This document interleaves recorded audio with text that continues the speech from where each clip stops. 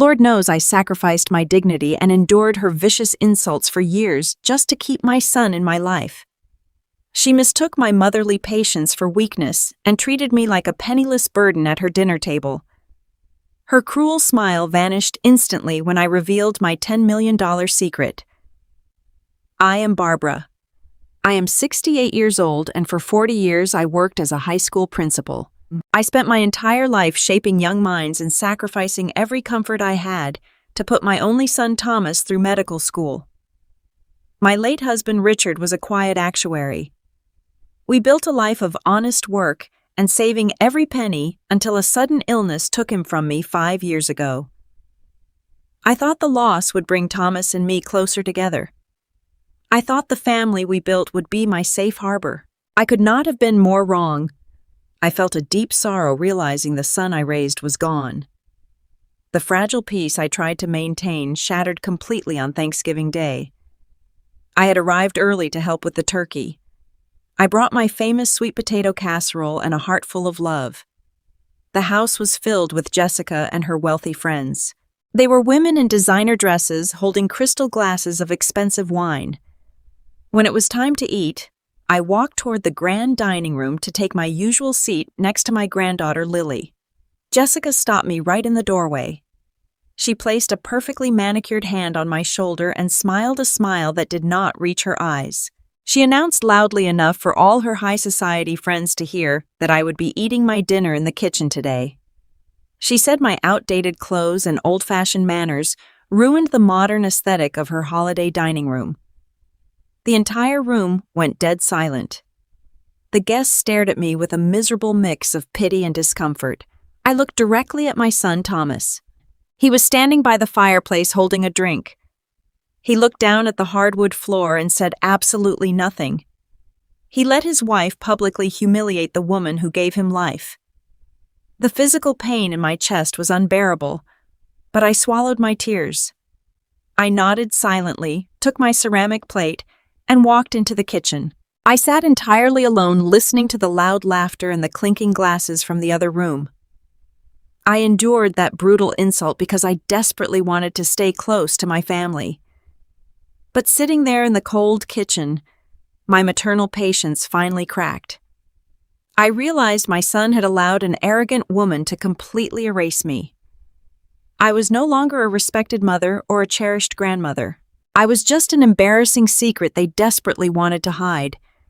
I wiped my eyes and made a silent promise to myself. I would never let anyone strip away my dignity like that ever again. The blatant disrespect was a loud warning bell that I could no longer ignore.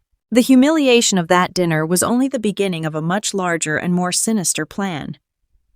A few weeks later, Jessica came to visit me at my house with a performance that truly deserved an acting award. She sat on my sofa with a fake look of deep concern. She told me that she and Thomas were going through a temporary financial rough patch and desperately needed to save money. She held my hands and begged me to rent out my beautiful house and move in with them. She insisted it would be wonderful for me to be closer to my granddaughter Lily. She painted a beautiful picture of happy family dinners and quality time together.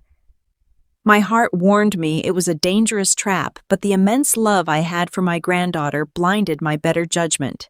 I agreed to pack up my life and moved into their home. The sweet promises vanished the exact second I carried my bags through their front door. Jessica did not offer me the bright guest room on the second floor. Instead, she led me straight down a narrow staircase into their damp, unfinished basement. The walls were bare concrete, and the air smelled constantly of cold mildew. She claimed it was a temporary arrangement until they could afford to remodel the space. I quickly realized the brutal truth. I had been pushed to the absolute margins of my own family. The basement was freezing cold during the long winter nights. I had to wear 3 layers of heavy sweaters just to fall asleep. But the physical cold was absolutely nothing compared to the emotional freezing I endured upstairs. Jessica hardly spoke to me unless she needed something from me. Soon enough, the casual demands turned into direct orders. I would wake up and find long notes written in her elegant cursive handwriting left on the kitchen island. They were never polite requests. They were strict shopping lists and exhausting cleaning schedules. She demanded I scrub the upstairs bathrooms, vacuum the heavy living room rugs, and do all of her expensive laundry. She never offered a simple please or thank you for my hard labor. I realized that my kindness was only fueling her arrogance. She treated me exactly like a live-in servant. I was a retired school principal who had managed hundreds of teachers, but now I was scrubbing floors for a woman who deeply despised me. I washed their clothes and cooked their meals while Thomas completely looked the other way. I swallowed my pride every single day, just for the sake of little Lily. But every time I wiped a kitchen counter or folded one of Jessica's expensive silk robes, a cold and sharp determination began to build inside my chest. I knew I could not live like a silent prisoner in that dark basement forever. The bitter tension was building layer by layer, and my absolute breaking point was rapidly approaching. The cold, damp air of the basement seeped into my bones every single morning. I would wake up at 5, shivering under the thin blankets I had brought from my old home. The concrete walls offered absolutely no comfort, and the tiny window near the ceiling barely let in a sliver of gray winter light. I would pull on my thickest wool cardigan, rubbing my stiff joints, and slowly make my way up the wooden stairs to begin my daily chores. I was a 68-year-old woman who had spent 40 years running a high school, managing hundreds of teachers and shaping thousands of young lives. Now my entire existence was reduced to a daily chore list, written on a pink sticky note left on the kitchen island by my daughter-in-law. Jessica never asked me how I slept. She never asked if my arthritis was bothering me. She simply left her demands waiting for me alongside her empty wine glasses from the night before. Scrub the master bathroom shower grout. Iron Thomas's work shirts with heavy starch. Vacuum the formal living room twice because Lily left cracker crumbs. Wash the silk sheets on the delicate cycle. I did it all without a single complaint because I wanted to maintain the fragile peace in the house and be near my sweet granddaughter. But my silent obedience only seemed to fuel Jessica's arrogance. She began to treat me entirely like a live-in servant, rather than the woman who had sacrificed everything to put her husband through medical school. The atmosphere in the house grew even more toxic whenever Jessica's brother Brad came to visit. Brad was a sleazy real estate agent who wore too much cheap cologne and drove a flashy sports car he clearly could not afford. He had a habit of walking through the front door without knocking, acting as if he owned the place. He would stride into the kitchen wearing his tailored suits, look me up and down, and offer a mocking smile. He never missed a chance to make a snide comment about my faded clothes or my modest lifestyle. He would ask me if I bought my shoes at a garage sale, or if my cardigan was a relic from the 1970s. I would bite my tongue and turn my back to him, focusing on chopping vegetables or washing dishes. But Brad did not just come over to insult me. He came over to talk to Thomas about money. I would hear them in the living room drinking expensive scotch while I scrubbed the kitchen counters. Brad would loudly complain about the real estate market and then smoothly transition the conversation to my old house. The beautiful, modest home where I had raised Thomas was currently being rented out to a lovely young family. It was my only visible source of income besides my teacher's pension. I stood completely still in the hallway one afternoon, gripping a wet sponge as I listened to Brad talking to my son. Brad told Thomas that sitting on an old rental property was a massive financial mistake. He said the housing market in my old neighborhood was peaking, and they could easily pull $400,000 in cash if they sold it right now. Thomas sounded hesitant, but he did not shut the conversation down. Thomas murmured that the house belonged to me and that it was my safety net. Brad just laughed his terrible booming laugh. Brad told Thomas that I was living under their roof for free and that I did not need a safety net anymore. He insisted that Thomas needed the capital to expand his medical practice and that I would never even notice the money was gone if they managed it for me. The sheer audacity of the conversation made my stomach turn, but Thomas simply stayed silent, allowing the greedy seed to be planted. My maternal patience finally shattered into a million pieces the following Tuesday. I had just finished carrying a heavy basket of laundry up from the basement. The house was quiet, and I assumed Jessica and Brad had gone out for lunch. As I walked softly in my slippers toward the kitchen, I stopped dead in my tracks. Brad was standing at the kitchen island leaning over a stack of my private mail. I had left my bank statements and some tax documents in a neat pile, expecting to review them later that evening. Brad was aggressively tearing open the envelopes and scanning the financial documents with a hungry look in his eyes. I watched in pure horror as he pulled out his fancy smartphone and started taking clear photographs of my account numbers, my pension statements, and the property tax records for my old house. My heart pounded furiously against my ribs. This was no longer just disrespect or casual greed. This was a targeted and highly illegal financial operation occurring right inside my son's house. I stepped fully into the kitchen and dropped the laundry basket on the floor with a loud thud. Brad jumped back, slipping his phone into his jacket pocket. He did not look ashamed. He just offered me his greasy smirk and casually stated that he was just sorting the mail for his sister. He walked right past me, smelling of peppermint and deceit, and walked out the front door. I stood by the kitchen island looking at my violated privacy. The deep sorrow I had carried since my husband Richard died began to evaporate. I realized my presence in this house was not a burden to them. It was a massive financial opportunity. I decided right then and there that I had to stop being a passive victim and start actively investigating the monsters living under this roof. The absolute climax of their cruelty arrived 3 weeks later. Thomas had recently been promoted to a senior position at the hospital, and Jessica decided to host a lavish dinner party to celebrate. She invited the chief of surgery, several prominent doctors, and their wealthy wives. The preparations began days in advance, and Jessica made it entirely clear that I was solely responsible for the execution. She handed me a massive menu that required 10 hours of standing on my feet. I baked delicate miniature quiches, prepared a complicated beef Wellington roasted organic asparagus, and crafted a 3-tier chocolate cake from scratch. The physical toll on my aging joints was brutal, but I pushed through the pain, wanting my son to have a perfect evening with his colleagues. When the evening of the party arrived, the house was filled with the scent of expensive perfume and loud, confident laughter. I had put on my best black dress, hoping to at least sit quietly at the end of the long dining table and share in my son's professional triumph. As I walked toward the dining room carrying a heavy silver tray of appetizers, Jessica intercepted me in the hallway. Her eyes flashed with pure venom. She grabbed my arm tightly and whispered with absolute malice that I was not welcome at the table. She told me my presence would embarrass Thomas in front of the chief of surgery. She ordered me to stay hidden in the kitchen and only come out when the guests needed their plates cleared. I looked at Thomas, who was standing just a few feet away pouring wine for a doctor. He saw his wife grab my arm. He saw the pain in my eyes. He turned his back to me and continued his conversation. I retreated to the kitchen, feeling a cold numbness spread through my veins. I served the entire dinner, moving silently like a ghost, bringing out hot plates and taking away empty ones. The food was a massive success. I stood by the swinging kitchen door waiting for the signal to serve dessert. The chief of surgery, a very kind-looking older man named Dr. Evans, raised his glass and complimented the meal. He looked around the table and asked who was responsible for the incredible beef Wellington.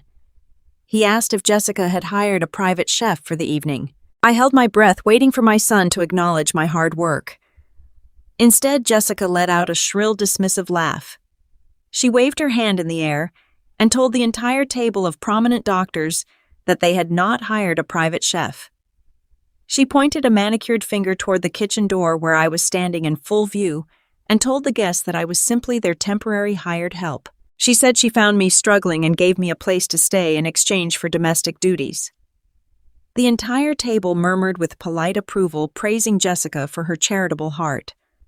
Thomas took a long sip of his expensive wine and nodded in agreement, completely denying his own mother's existence. The humiliation burned like battery acid in my chest. I backed away from the door and leaned against the cold stainless steel refrigerator. But the ultimate betrayal was yet to come. A few minutes later, the guests moved to the living room for coffee and brandy. I walked quietly down the hallway to clear the dining room table. As I approached the large, arched doorway, I heard Jessica speaking in a hushed but excited tone to her brother Brad and another guest. I froze in the shadows of the hallway and listened. Jessica was loudly bragging about a brand new commercial lease she had just signed downtown. She boasted that she was finally opening the luxury boutique she had always dreamed of. The guest asked her how she managed to secure the massive amount of capital required for such an expensive venture in the prime shopping district. Jessica laughed a dark, terrible laugh that made my blood run cold. She casually explained that she and Thomas were going to liquidate the old lady's assets very soon. She told her friend that they had a solid plan to put me in a state-run medical facility within the next few months. She said once I was safely locked away and declared unfit to manage my own affairs, they would sell my house, drain my pension, and use all that beautiful cash to fund her luxury boutique. Brad chimed in loudly, confirming that he already had a buyer lined up for my property who was willing to pay strictly in cash. I stopped breathing. My hands gripped the edge of the hallway wall so hard my knuckles turned white. They were not just treating me poorly. They were actively plotting to steal my entire life's work, throw me into an institution, and erase me from society just to fund a vanity project. In that dark hallway, the tears completely stopped. The sorrow, the maternal guilt, the desperate need to be loved by my son, all of it vanished instantly. A cold, calculated clarity washed over my entire being. I remembered a specific heavy envelope my late husband Richard had given me before he died. I remembered his quiet, brilliant mind. I realized in that exact moment that they thought they were dealing with a weak, helpless old woman who had nothing left to lose. They had absolutely no idea who I really was. I wiped my hands on my apron, stood up straight, and decided I was going to destroy their perfect, fraudulent lives.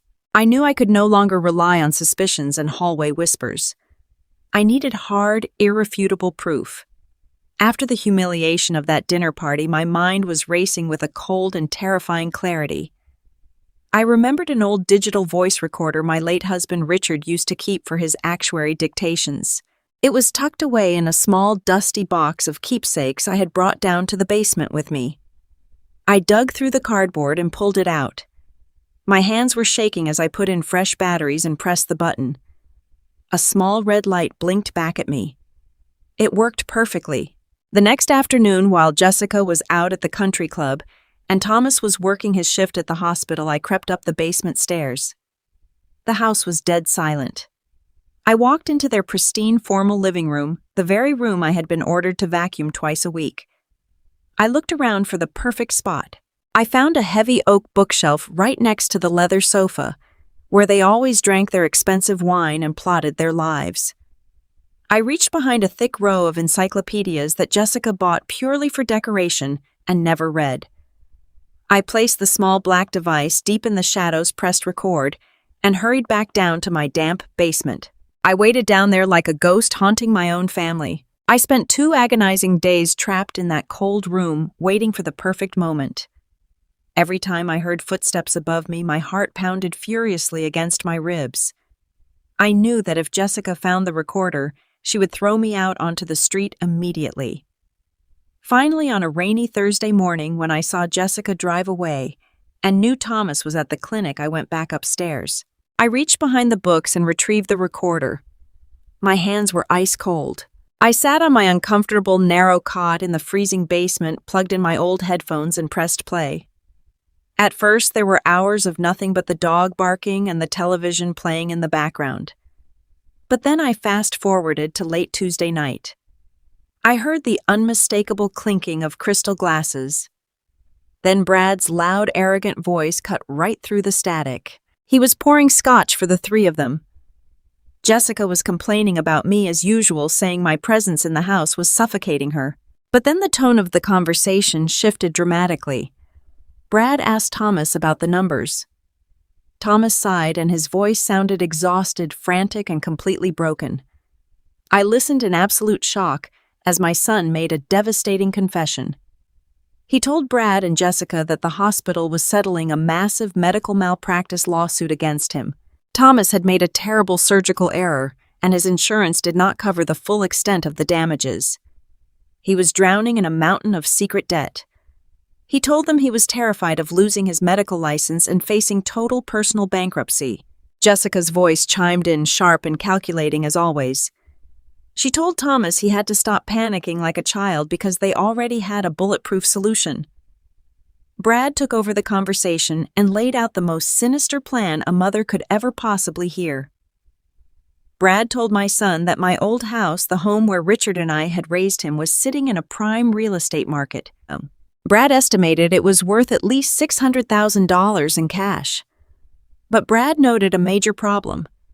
He said I was perfectly healthy and stubborn, and I was never going to just voluntarily hand over the deed to my home. Jessica laughed a cruel, sharp laugh. She said I was just a useless old woman who had lived way past my expiration date. She said it was time for me to pay them back for taking up space in their basement. Then Brad explained the legal loophole they were going to use. He told Thomas that because he was a respected medical professional, his word carried tremendous weight in a courtroom. Brad said if Thomas and Jessica both testified that my mind was rapidly slipping, that I was leaving the stove on, wandering around confused and becoming a danger to my granddaughter, they could easily petition the court for an emergency guardianship. They wanted to declare me legally and mentally incompetent. Brad said he knew a cheap state-run nursing home 2 towns over that would take me in immediately. He described it as a miserable, underfunded facility with linoleum floors and locked doors where people go to be forgotten. Brad laughed and said the nurses there barely spoke English and would not care if I complained. Jessica sounded genuinely thrilled by the idea. She told Thomas that once I was locked away in that state facility, they would have full power of attorney over my life. They could legally seize my assets, sell my house to pay off his massive malpractice debt, and there would be plenty of cash left over to finally fund the lease for her new luxury boutique. She said it was the perfect crime because to the outside world, they would just look like a loving family making a tough medical decision for a sick grandmother. I sat frozen, holding my breath as I waited to hear my son defend me. I waited for Thomas, the little boy I had rocked to sleep, the man whose education I had paid for with my own blood and sweat, to tell his wife and brother-in-law that they were absolute monsters. I prayed he would say he would never do something so wicked to his own mother. Instead, there was a long, suffocating silence on the tape. Then my son finally spoke. His voice was cold and completely detached. He told Brad to just get the legal paperwork ready. He said they needed to get it over with before the bank started seizing his assets. He agreed to throw me away. The recording clicked off. I sat alone in the damp basement, feeling the concrete walls closing in on me. My own flesh and blood had just agreed to destroy my mind, my freedom, and my entire life just to save his own skin. He was perfectly willing to lock me in a sterile state-run prison where I would rot away all so his wife could open a boutique and he could hide his professional failures. The pain in my chest hardened into something sharp and unbreakable. The sun had not even crested the horizon when I quietly zipped up my small leather purse in the freezing, damp basement. My fingers were stiff from the cold, but my mind was operating with a sharp, terrifying clarity. I knew I had to maintain my facade of the obedient, broken mother-in-law for just a little while longer. I walked up the creaky wooden stairs and deliberately left the kitchen floor half-mopped. I placed my usual pink sticky note of chores on the kitchen island, making sure to check off a few items so Jessica would simply assume I was out running her tedious errands. I slipped out the back door and walked 2 blocks in the freezing morning air to catch a taxi, so my son Thomas would not hear a car pulling into the driveway. My heart was pounding furiously against my ribs with every step I took, but I refused to let fear paralyze me. I gave the taxi driver the address for a high-end law firm in downtown Chicago. I was going to see William Harrison. William Harrison was my late husband Richard's fiercely loyal personal attorney and closest confidant for over 30 years. He was a brilliant, sharp-minded man who navigated complex legal waters with absolute precision. I knew if anyone could help me survive the nightmare my life had become, it was him. When I walked into his mahogany-paneled office, the sheer warmth and elegance of the room felt like a shocking contrast to the miserable concrete walls of my basement prison. William stood up immediately behind his massive desk. He greeted me with genuine warmth, but his welcoming smile completely vanished the second he saw my face. He noticed the deep, dark circles under my eyes, the exhaustion in my posture, and the way my hands were violently trembling. He rushed around his desk, offering me a cup of hot tea and asking what on earth had happened. I did not want tea. I wanted justice, and I wanted protection. I sat down heavily in the thick leather chair across from him and pulled the small digital voice recorder from my purse. I told him I needed him to listen to something terrible before I could even begin to explain the situation. I placed the black device on his desk and pressed the play button. The quiet office was suddenly filled with the clear audio of my family plotting my destruction. We sat in absolute dead silence as Brad's arrogant voice detailed his plan to lock me inside a miserable, underfunded, state-run nursing facility. We listened to Jessica laughing a cruel, dark laugh about seizing my house and liquidating my assets to fund her luxury boutique. And then the most devastating blow echoed through the room. We heard my only son, Thomas, the boy I had sacrificed 40 years of my life to protect, coldly agreeing to the entire wicked scheme, just to save himself from his own secret medical malpractice debt. I watched William's face as the tape played. His expression shifted rapidly from mild concern to absolute professional disgust. His jaw clenched so tightly I thought his teeth might shatter. When the recording finally clicked off, a heavy, oppressive silence hung in the room. William slowly removed his reading glasses and rubbed his eyes, taking a deep breath. He looked at me with a mixture of profound sorrow and intense anger. He told me he had practiced law for 4 decades and had seen greed tear many families apart, but this level of calculated cruelty against a devoted mother was truly sickening. He apologized to me with genuine grief in his voice. He apologized that my own flesh and blood could be so completely corrupted by toxic ambition and a horrible marriage. But then his voice dropped into a much more serious, urgent tone. He leaned forward, resting his forearms on the desk, and told me that while the audio recording was an incredibly powerful weapon, we had a massive immediate crisis on our hands. William opened his laptop and quickly turned the screen toward me.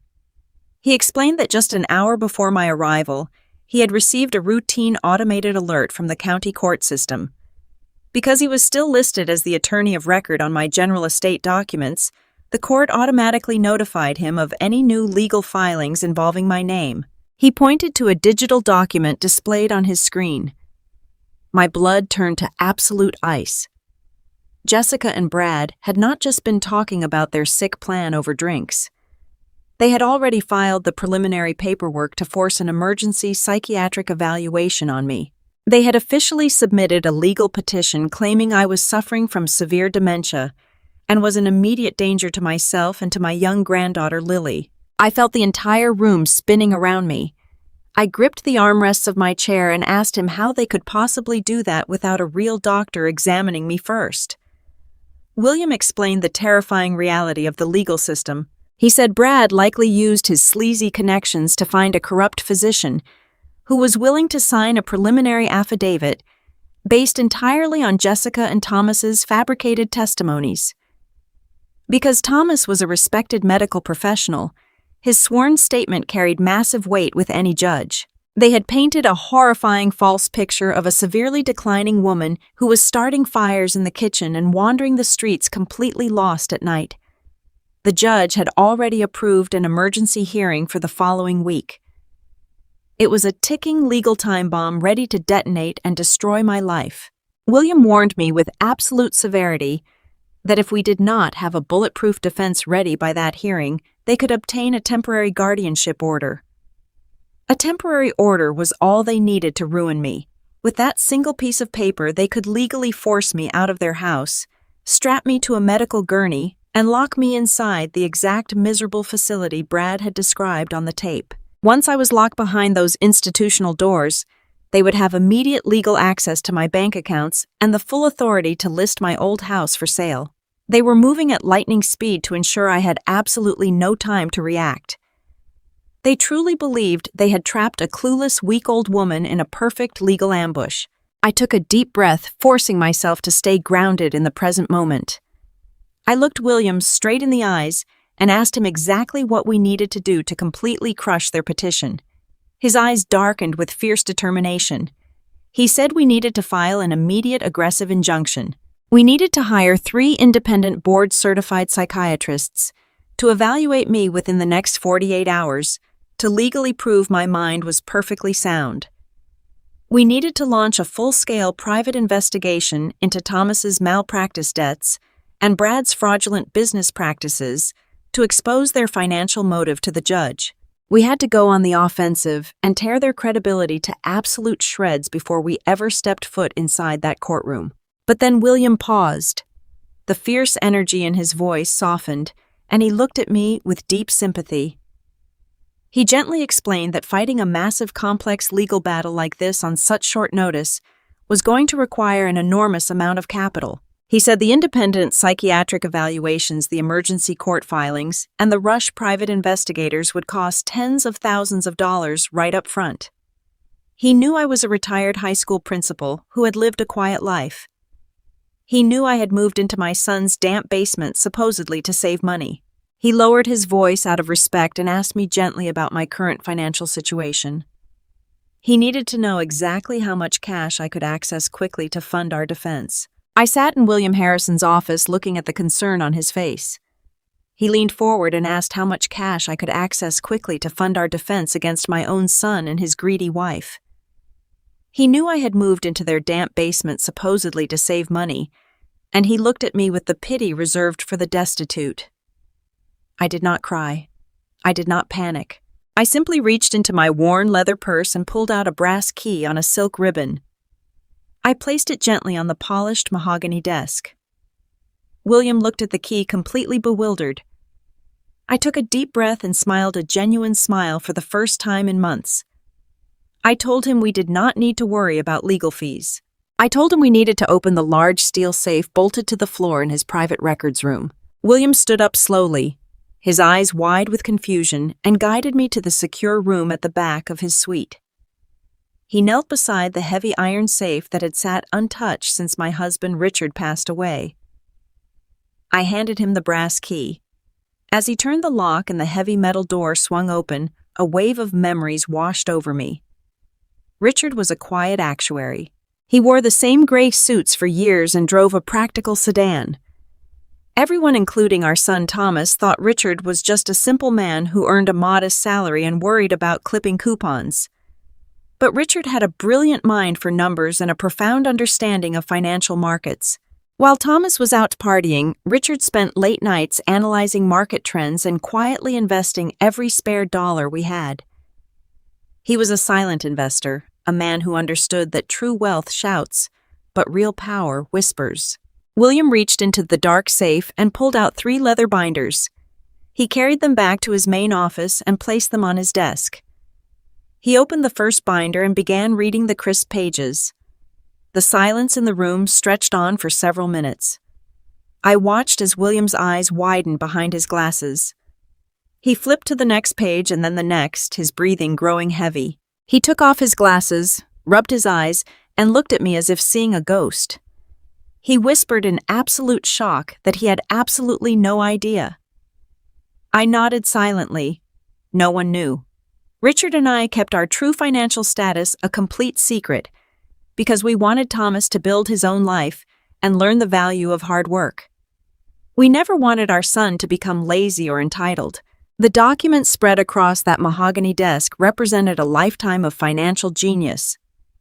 There were diversified stock portfolios, municipal bonds, high-yield mutual funds, and prime real estate properties scattered across the state. William pulled out a calculator and quickly ran the numbers. He looked at the final total and let out a long, breathless sigh. He informed me that my net worth was easily over $10 million. I was not a poor, helpless widow living in a damp basement. I was a multi-millionaire. The contrast between the concrete walls of my basement prison and the immense wealth sitting on that desk was comical. Thomas and Jessica thought they were going to steal my modest old house and drain a basic pension. They were plotting to destroy my sanity for pennies when a massive fortune was hiding right under their noses. But the most poetic revelation was yet to come. William opened the 3rd leather binder containing the deeds to my commercial real estate properties. He began reading off the addresses to ensure the tax documents were fully updated. He read out a specific street number in the downtown luxury shopping district. My heart stopped beating for a fraction of a second. I asked him to read that address again. He repeated the exact street and suite number of a highly coveted corner commercial space. A slow, cold smile spread across my face. I knew that address perfectly. It was the exact location where Jessica had just signed a lease. It was the very building where she planned to open her boutique. She was going to use the money she stole from me to fund her dream store inside a building that I actually owned. The universe had delivered the most devastating irony imaginable. I explained the connection to William. He sat back, letting the reality sink in. The disgust he felt earlier transformed into a sharp, calculating legal strategy. We did not need to run or hide. We had the ultimate upper hand. I looked at the man who had been my husband's trusted friend and told him exactly what we were going to do. We were not going to file an emergency injunction right away. We were not going to show our hand and warn them that we knew about their evil plans. If we stopped them now, they would play the victim and claim a misunderstanding. Instead, we forged a meticulous, merciless plan. We decided to let Jessica and Thomas believe they were winning. We would let them continue to plot and dig their own graves. I would quietly go back to that freezing, damp basement and wash their extremely dirty laundry. I would let Jessica spend her own money on expensive, non-refundable deposits for her boutique. I would play the role of the confused, tired old woman perfectly. We would allow them to commit fully to their fraudulent guardianship petition, so their true malicious nature would be completely documented in the eyes of the law. We would wait until the trap they built for me was fully set, and then we would pull the rug out from under them so hard they would never recover. The weak, helpless victim they thought they could discard died right there in that beautiful law office today. 2 weeks before Christmas, the bitter winter chill seeped completely through the concrete walls of the basement. Upstairs, I could hear the muffled sounds of festive holiday music and the heavy footsteps of people preparing for the season of joy. Down in my dark, damp corner, there was no joy. There was only the freezing air and my ragged breathing as I sat on the edge of my narrow cot. I had spent the last few weeks quietly observing my family playing the role of the obedient and fading old woman they desperately wanted me to be. Every day felt like a grueling performance, but I knew I had to maintain my fragile disguise until my legal shield was fully prepared. I was folding a stack of thin blankets when the sudden sound of aggressive footsteps echoed on the wooden stairs. They were not the light, hurried steps of my granddaughter Lily. They were heavy and deliberate. I stood up, smoothing my worn cardigan as the basement door swung wide open. Jessica descended the stairs first, wearing an expensive cashmere sweater and a look of absolute disgust. Right behind her was her brother Brad, smelling strongly of his usual cheap cologne and carrying a thick leather briefcase. My stomach turned, but I forced my hands to tremble just a little bit, leaning into the character of a terrified captive. Brad did not even bother to say hello. He marched directly to my small, wobbly wooden table and slapped a massive stack of legal documents right down on the surface. The papers landed with a heavy, terrifying thud that echoed in the quiet room. Jessica crossed her arms over her chest and stared at me with eyes full of pure venom. She told me the time for playing house was officially over. She pointed a perfectly manicured finger at the stack of papers and declared that they were power of attorney documents. She said I was going to sign every single page, relinquishing all my financial and medical rights over to her and my son. She claimed my mind was clearly failing and that I was becoming a severe burden to their family. Brad leaned forward, resting his hands on the table, and smiled a cruel, arrogant smile. He told me I had two choices. I could sign the papers quietly like a good little mother, or they would be forced to take drastic measures. I asked them in a small, shaky voice what they meant by drastic measures. Brad looked at Jessica, and they shared a sickening look of triumph. Brad stepped closer to me, invading my personal space, and lowered his voice into a vicious whisper. He said if I refused to sign the documents voluntarily, they would immediately call the state authorities. They would file a formal report, claiming I was a physical danger to my own granddaughter, Lily. He threatened to tell the police that I was starting fires in the kitchen and acting violently toward the child. My blood turned to absolute ice. The sheer cruelty of using my innocent granddaughter as a weapon against me was unimaginable. I looked past Brad and Jessica toward the dark wooden stairs. Standing halfway down, hiding in the shadows, was my son, Thomas. He was wearing his expensive medical scrubs, clutching the wooden railing with white knuckles. He heard every single word his wife and brother-in-law said. He heard them threaten to falsely accuse his own mother of child abuse. I waited for him to rush down those stairs and defend me. I prayed to God for a fraction of a second that my son would finally find his courage and protect the woman who gave him life. But Thomas just looked down at his shoes, completely avoiding my eyes. He turned his back on me like a coward and slowly walked back up the stairs, retreating into his comfortable life while I was being cornered in the dark. My heart broke for the very last time in that exact moment. The sorrow was completely gone, replaced by a cold and hardened steel. I knew exactly what I had to do. I let my shoulders slump forward and I forced tears to well up in my tired eyes. I began to cry softly, letting the tears roll down my wrinkled cheeks. I let out a broken, ragged sob and wrapped my arms around myself as if I were utterly defeated. I looked at Jessica with wide, terrified eyes and told her I was so confused and scared. I played the role of a shattered old woman begging for mercy. I told them I knew my mind was not what it used to be, but I pleaded with them not to call the authorities. I cried and begged for just a little more time. I told Jessica that Christmas was only 2 weeks away, and it was my favorite time of the year. I asked her in my most pathetic, trembling voice to please let me have one last holiday with my family with my dignity intact. I promised her that if she just let me sit at the table for Christmas dinner, I would sign every single page of those documents right after dessert. I swore I would give them everything they wanted if they just gave me this one final joyous memory. Jessica looked at me with absolute contempt, but I could see the massive ego swelling inside her. She loved the power. She loved seeing me broken and begging at her feet. She looked at Brad, who simply shrugged and nodded his head. Jessica turned back to me and smiled a truly wicked, victorious smile. She told me I had a deal.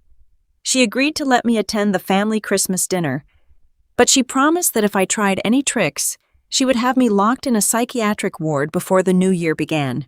She turned on her expensive heels and marched back up the stairs with Brad right behind her. As soon as the basement door clicked shut at the top of the stairs, my tears completely stopped. The trembling in my hands vanished instantly. I stood up straight, wiping the fake moisture off my cheeks, and looked at the stack of legal papers on the table. My performance had been absolutely flawless. They had swallowed the bait completely. They thought they had backed a helpless animal into a corner, but they had no idea they had just handed me the exact timeline I needed to execute their total destruction. The final week before Christmas arrived and the house was a flurry of chaotic holiday preparation. Jessica was obsessed with throwing the most lavish dinner party the neighborhood had ever seen. She spent her days ordering expensive floral arrangements, directing a team of decorators, and buying ridiculous amounts of gourmet food. Her obsession with outward appearances became my perfect cover. She was far too distracted by her own vanity to notice my quiet movements. While she was busy screaming at delivery drivers, I slipped out the back door wearing my heavy winter coat and took a bus straight to downtown Chicago. I arrived at the warm, mahogany-paneled office of my loyal attorney, William Harrison. I sat across from him at his massive desk, and we began the meticulous process of securing the ultimate trap. William had been working tirelessly since my last visit, pulling every legal lever available to secure my $10 million fortune and expose my family's incredible fraud. The very first document we tackled was the commercial lease for Jessica's dream boutique. William slid a crisp white folder across the desk. Inside was the formal eviction notice. Because I was the silent owner of the holding company that managed the prime downtown real estate, I had the absolute legal authority to terminate her lease immediately. We discovered that Jessica had forged several financial documents to secure the space using Thomas's medical practice as collateral, without his full knowledge. She had already poured $50,000 of her own money into non-refundable contractor deposits to remodel the space. William explained that by executing the eviction notice today, her entire business venture would collapse instantly, and she would lose every single penny she had invested. I picked up the heavy gold pen from William's desk and signed my name on the eviction order with immense satisfaction. I felt a surge of poetic justice knowing that the very woman who banished me to a cold basement was about to lose her most prized possession. Next, we moved on to the most important document of all my last will and testament. I instructed William to completely tear up my old will. I explicitly removed Thomas from receiving a single dime of my $10 million estate. I stated in clear, ironclad legal terms that my son was disinherited due to his participation in elder financial abuse and his plot to falsely imprison me. Instead, I directed William to establish a massive unbreakable trust fund for my granddaughter Lily. The trust was structured so perfectly that neither Thomas nor Jessica could ever access or manage the funds. Lily would receive the money when she turned 25, ensuring her future was secure and entirely out of her toxic parents' reach. The remaining millions of dollars were legally pledged to a national charity dedicated to rescuing and protecting victims of elder abuse. I made absolutely sure that when I passed away, my wealth would be used to fight the exact monsters my son and daughter-in-law had become. William smiled as he stamped the official seal on my new will, locking my legacy up tighter than a bank vault. Finally, we gathered the physical weapons for my counterattack. William handed me a thick, glossy folder filled with printed proof of their crimes. We had the official bank statements showing the massive medical malpractice debt Thomas had been desperately hiding. We had the certified court records proving that Brad was currently under secret investigation for real estate fraud and money laundering. We had copies of the threatening emails and messages Jessica had sent to brokers proving her malicious intent to liquidate my assets. And sitting right on top of the pile was the official stamped eviction notice for Jessica's luxury boutique. I held the heavy folder in my hands, feeling the incredible weight of the truth. This was not just a stack of paper. It was a loaded weapon ready to be fired. William looked at me with deep professional respect. He told me the trap was now perfectly set, and the legal shield around my life was absolutely impenetrable. He asked me if I was truly ready to face them. I told him I had never been more ready for anything in my entire life. I thanked William for his fierce loyalty and quietly made my way back to the freezing basement. I hid the thick, glossy folder deep inside my old suitcase under a pile of heavy winter sweaters. For the next 3 days, I continued to scrub their floors, wash their delicate laundry, and play the role of the terrified, obedient mother. I let Jessica bark her cruel orders at me, and I watched Thomas continue to ignore my existence. I did not shed another tear. I did not feel another ounce of sorrow. I simply waited in this cold, dark basement, listening to the festive holiday music playing upstairs. The anticipation was a quiet, burning fire in my chest. Christmas Eve was approaching rapidly, and my family had absolutely no idea that the silent, broken woman they had pushed into the shadows was about to deliver a holiday miracle they would never, ever forget. Christmas Eve arrived with a heavy blanket of snow covering the city. Down in my freezing concrete basement, I woke up before the sun even crested the horizon. I could hear the muffled sounds of frantic preparation upstairs. Jessica had hired a team of private caterers and decorators to transform the house into a winter wonderland, but she still expected me to scrub the baseboards and polish the heavy family silver before the evening began. I wrapped my worn woolen cardigan tightly around my frail shoulders and slowly climbed the creaky wooden stairs. The contrast between my damp, gloomy prison and the main floor was absolutely staggering. The formal dining room was lavishly decorated with towering garlands of fresh pine, imported winter berries, and thousands of twinkling fairy lights. The massive mahogany table was set for a king with pristine white linen crystal goblets and gleaming gold chargers. The air was thick with the rich scent of roasting meats and expensive cinnamon candles. Jessica was standing by the fireplace barking harsh orders at a young catering assistant. She was wearing an incredibly expensive emerald green designer dress that clung perfectly to her figure. She was practically glowing with smug victory, radiating an aura of total invincibility. She believed with every fiber of her shallow being that tonight was the night she would finally conquer me and steal my entire life. By 6 o'clock in the evening, the front door swung open and Brad barged inside, bringing a gust of freezing wind and the overwhelming stench of his cheap cologne. He was already drinking champagne straight from a crystal flute he had snatched from a passing waiter. Brad wore a tailored velvet blazer and a grin so incredibly arrogant it made my stomach churn. He loudly congratulated Jessica on the magnificent decorations and then turned his predatory gaze toward me. I was standing quietly in the corner wearing a simple, modest gray dress, keeping my head bowed to perfectly play the role of the defeated submissive mother. Thomas arrived shortly after his shift at the hospital. My son looked exhausted and entirely hollow. He immediately walked to the wet bar and poured himself a massive glass of dark whiskey, completely avoiding my eyes. The tension in the room was a thick, invisible fog that threatened to choke the life out of me. We sat down for the grand Christmas dinner. Lily, my sweet, innocent granddaughter, sat across from me, happily unaware of the sinister plot unfolding around her. Jessica sat at the head of the table, acting like royalty. She drank her expensive wine and laughed far too loudly at every single terrible joke Brad made. I ate my food in complete silence, making sure my hands trembled just enough whenever I lifted my fork.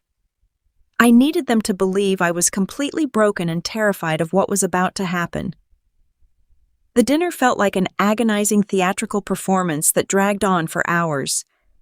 Finally, the caterers cleared the heavy porcelain plates and served small cups of rich, dark coffee. Lily was excused to go play in the living room, leaving just the four of us sitting around the massive mahogany table. The festive holiday music playing softly in the background suddenly sounded like a funeral dirge. Jessica gave Brad a swift, calculating look. Brad smiled, wiped his mouth with a linen napkin, and reached down to the floor. He lifted his thick, heavy leather briefcase and placed it squarely on the dining table. The loud thud of the leather against the wood echoed through the room like a gunshot. Brad clicked the brass locks open and pulled out a massive stack of thick legal documents. He slid the heavy pile of papers directly next to my coffee cup. The bold black letters on the front page declared it was a complete transfer of power of attorney and a total surrender of my medical and financial rights. Brad leaned forward, resting his elbows on the table, and stared at me with completely cold, dead eyes. He told me the time for waiting was officially over. He said I had promised to sign the papers tonight and they were calling in the debt. Jessica smoothed her emerald green dress and leaned toward me.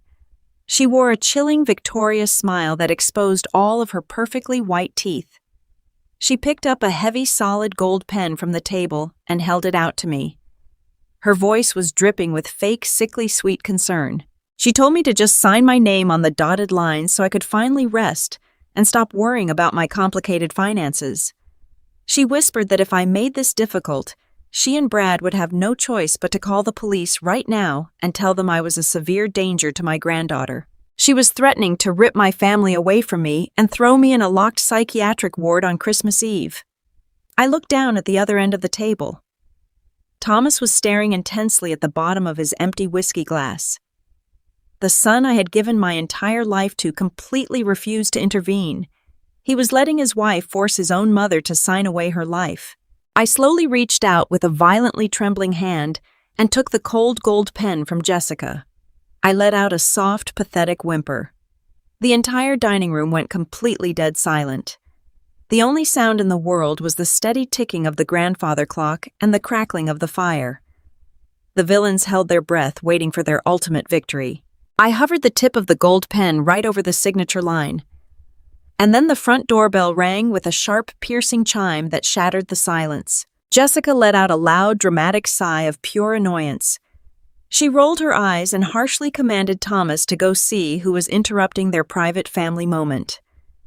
Thomas dragged himself out of his chair and walked slowly toward the grand foyer.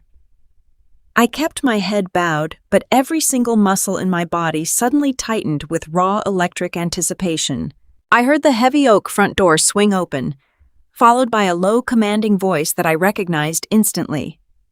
Heavy, confident footsteps marched down the hallway and directly into the formal dining room.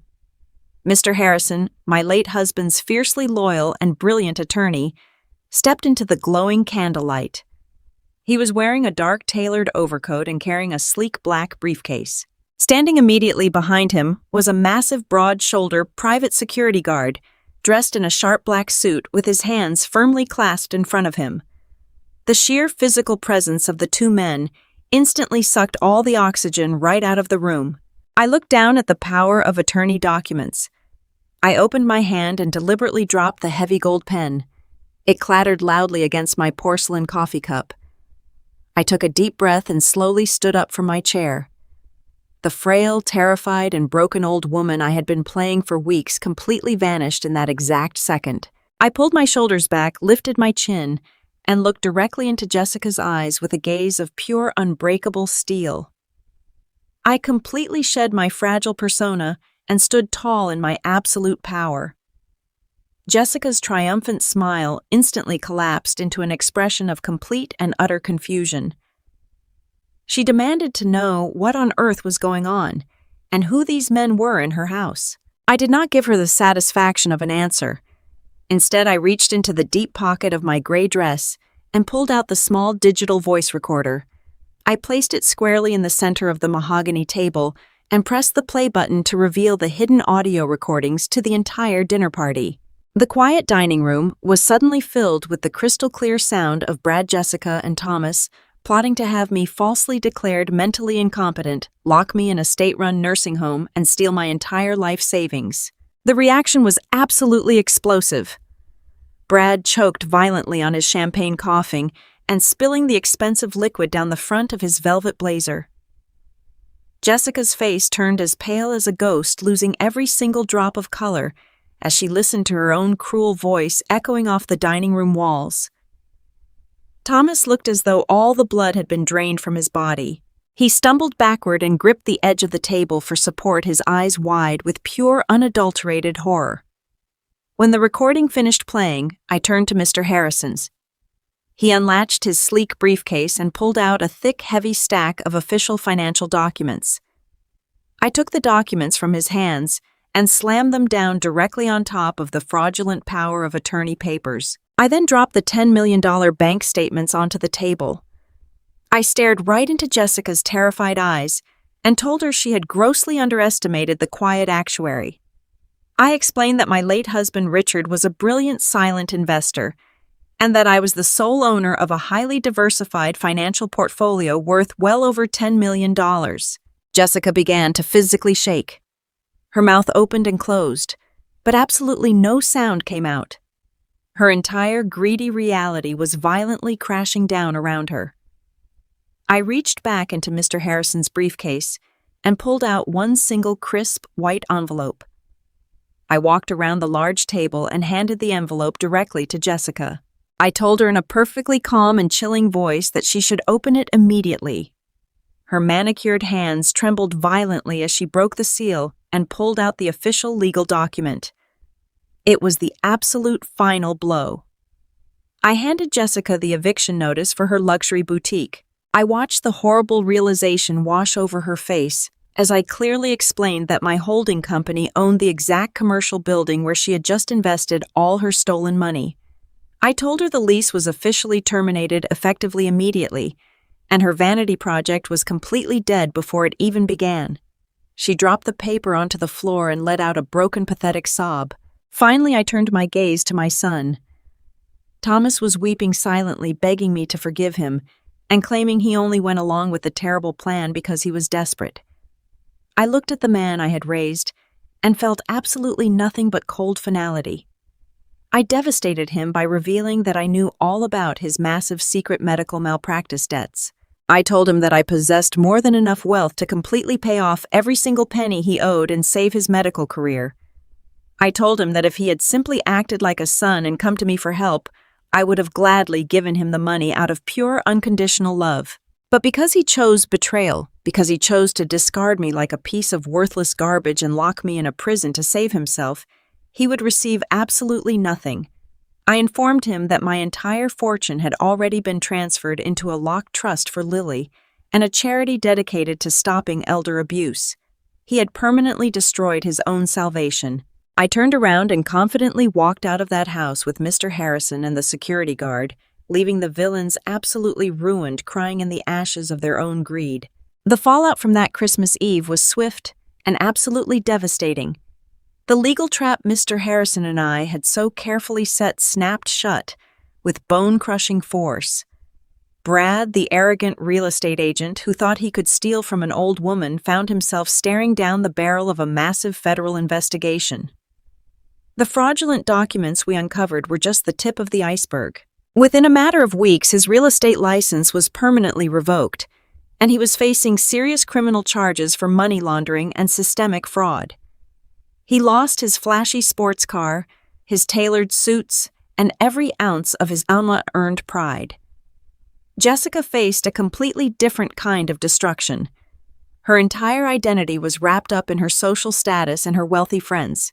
When the official eviction notice for her luxury boutique was executed, the news spread through her high society circles like wildfire.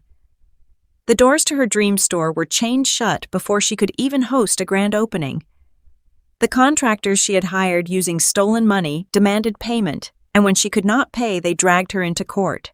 Her so-called loyal friends, the same women who had laughed at me on Thanksgiving, completely abandoned her the second her financial ruin became public knowledge. She became a total outcast in the very community she had sacrificed her soul to impress. But the most satisfying and heartbreaking downfall belonged to my son, Thomas. The massive medical malpractice debt he had tried so desperately to hide finally swallowed him whole. Without my house to sell or my savings to steal, he had no safety net left. The bank seized his cars and put a lien on his house. The damp basement where he had allowed his wife to imprison me was suddenly the only thing he actually owned. About a month after the dinner party, Thomas showed up at Mr. Harrison's office unannounced. I agreed to see him one last time. He looked like a shattered, empty shell of a man. He fell to his knees, weeping uncontrollably, and begged me for forgiveness. He pleaded with me to pay off his debts, promising he would be the loving son I always wanted. I looked down at the boy I had raised, the man who had stood by silently while his wife tried to destroy my mind and steal my freedom. I felt no anger left in my heart, but I also felt no pity. I told him in a calm, steady voice that forgiveness is a gift you give yourself, but trust is something that must be earned. He had broken my trust beyond any hope of repair. I firmly denied his request for money. I told him he needed to face the consequences of his own cowardice and greed. I walked out of that room, leaving him to clean up the massive mess he had made of his own life. With the toxic weight of my ungrateful family finally lifted from my shoulders, I began to truly live for the first time in my entire life. I permanently moved out of that cold, dark basement and purchased a stunning, bright home right on the coast.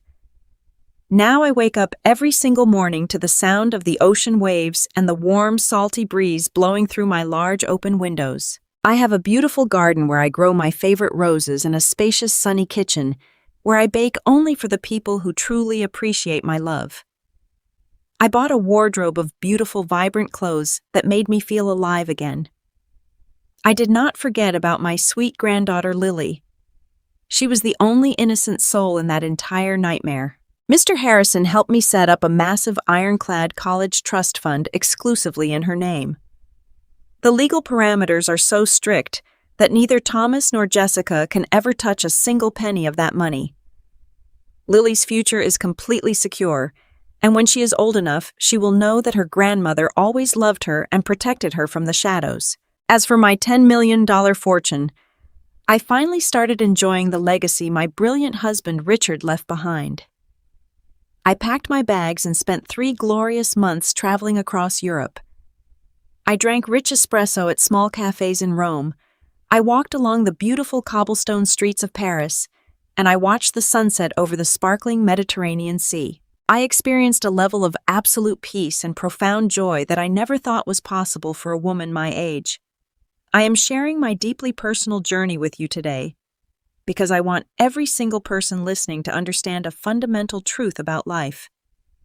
True love, whether it comes from a spouse or your own flesh and blood, should never ever require you to sacrifice your basic human dignity.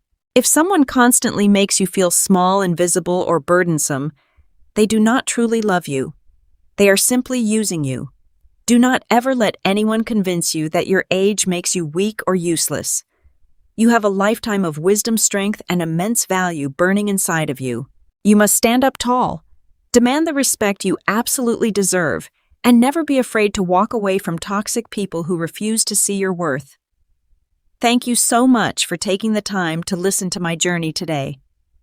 If my experience has touched your heart or given you the courage to face your own battles, please like this video and subscribe to Her Golden Years Stories. We have so many more powerful tales of justice, triumph, and incredible resilience waiting to be shared with you. Always remember to protect your peace and cherish your own golden years.